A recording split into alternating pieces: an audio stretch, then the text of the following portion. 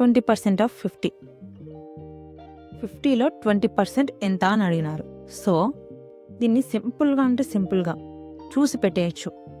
ఎలానా చూద్దామా? ఇక్కడ చూడండి, 20%లో ఫస్ట్ డిజిట్ 2, 50లో first digit 5. So 2 into 5, 2 into 5, 10. So 20% of 50 is 10. Next 30% of 60. 60లో 30% ఎంత అని అడుగుతున్నారు. So 3 into 6, 18. నెక్స్ట్ 70లో 40% ఎంత అని అడుగుతున్నారు. సో 40లో ఫస్ట్ డిజిట్ 4, 70లో డిజిట్ 7. So 4 into 7, 28.